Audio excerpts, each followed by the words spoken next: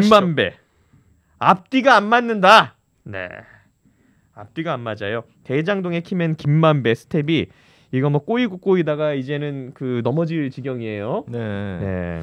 이번에 김만배 씨가 이제 재판에 나가가지고 뭐 여러 가지 증언을 했습니다만 재판장한테 혼나는 또 그런 모습이 연출이 됐죠. 근데 이제 혼날 수밖에 없는 게 워낙에 좀 말도 안 되는 소리를 하면서 네. 계속해가지고 뭔가 이제 김만배 씨는 끝까지 뭐 이재명 대표를 지키겠다라는 건지 뭔지는 모르겠습니다만 뭐 여러 가지 이제 뭐 얘기를 했는데요. 일단 첫 번째 이제 얘기했던 게 의형제와 관련된 문제였습니다. 그러니까 이제 남욱과 유동규 그다음에 아니죠 그 의형제는 네 사람이 이제 정진상과 김용과 김만배랑 유동규 이렇게 이제 네 사람인데 이 네 사람이 이제 의형제를 맺은 적이 없다라고 이제 강조를 했었는데 사실 이 의형제 문제 같은 경우는 중요한 이유가 뭐냐면은 남욱과 정약회계사 두 사람의 통화 녹취를 통해서 의형제를 맺었다라는 게 확인이 됩니다.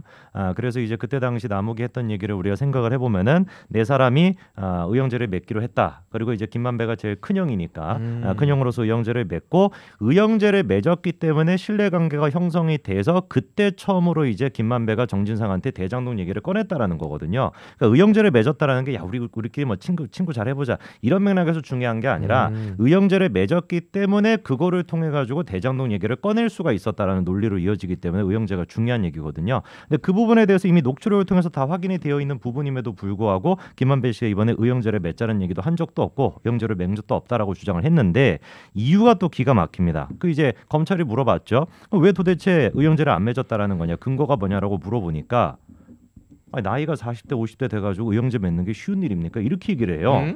아니 나는 40대가 되고 50대가 돼도 의형제를 맺을 수 있으면 맺으면 되는 거지. 나이대가 어떻다고 해서 의형제를 못 맺는 게 말이 안 되잖아요. 그러니까 검찰 쪽에서는 녹취록을 가지고 정확하게 지금 근거로서 얘기를 하고 있는 건데 김만배 측에서는 진짜 말도 안 되는 거를 가지고 나이가 50이 됐는데 어떻게 의형제를 맺습니까? 이 정도 수준으로밖에 지금 방어를 못하고 있다는 거고요. 그러니까 이제 재판부가 보다가 참다 못하고 지금 한마디를 했던 것인데 나머지 한 얘기 같은 경우는 또 이제 4억 원 전달했던 거 그거에 대한 얘기도 있었는데 그거는 이따가 또 다시 말씀을 드리겠습니다. 근데 법에 대해서 잘 아시지만 이 판사한테 혼나기는 쉽지 않잖아요. 그렇죠. 뭐 부산 아주 이례적인 일이에요. 부산 청소년이 한번 혼난 적 있죠. 안 돼 돌아가. 뭐 그때 이제 혼난 적 있고 어른이 혼난 거는 저도 처음 본 것 같은데. 근데 그 어지간히 판사가 짜증나지 않았으면 이런 얘기 안 했을 거거든요. 근데 왜냐면 판사는 기본적으로 기록을 다 읽고 오잖아요. 네네.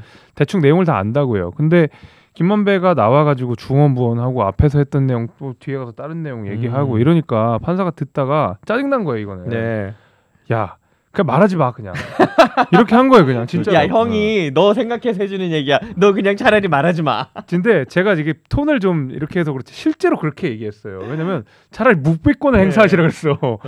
차라리 그 얘기는 법률 용어로 그냥 좋게 얘기한 거지. 야 그냥 야 네 말 하나도 안 맞으니까 그냥 그 얘기 다물고 너 변호사한테 맡겨 이 소리 한 거거든요. 그러니까 어지간히 김만배가 지금 스텝이 꼬이는 거야.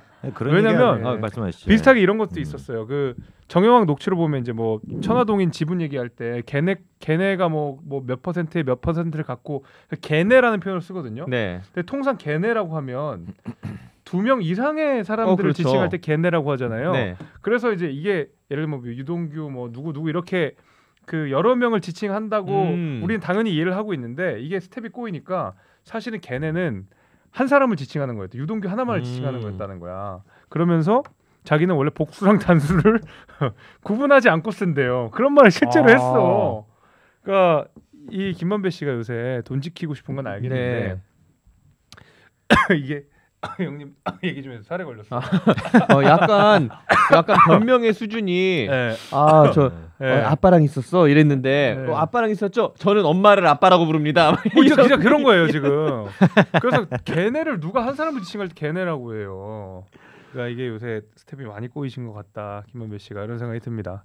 야 차라리 증언을 거부해라. 그리고 또 유 전 본부장에도 5억을 건네는 과정에서 4억을 남 변호사에게 주라고 했다 이렇게 증언했는데 또 이거에 대해서도 또 신빙성이 또 문제가 불거지기도 하고 이게 지금 신빙성 문제가 불거질 수밖에 없는 게 사실 지금까지 이제 김만배 씨가 돈을 줬다고 인정하고 있는 유일한 돈이 4억 원이거든요. 이거 말고는 아무것도 인정을 안 하고 있습니다. 4억을 줬다라고 하는 것만 결정적인 증거가 있다 보니까 4억 원 줬다라는 걸 인정을 한 건데 인정한 이유도 보니까 남욱과의 갈등을 풀기 위해서 줬다라는 거예요. 그리고 실제로 전달이 됐습니다. 그럼 갈등이 풀렸어야 되겠죠. 근데 이제 이 4억을 줬다라고 하는 얘기를 듣고 난 다음에 검찰에 했던 질문이 이 김만배 씨가 나중에 또 녹취록에서 했던 얘기를 들어보면은 4억 원을 안 줬을 때 죽을 수도 있는 사람이 있다라는 또 언급이 있습니다.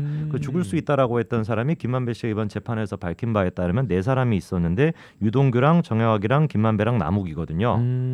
방금 제가 뭐라고 말씀을 드렸죠? 누구랑 갈등을 풀기 위해서 돈을 줬다고 했습니까? 남욱과 갈등을 풀기 위해서 줬다고 했잖아요.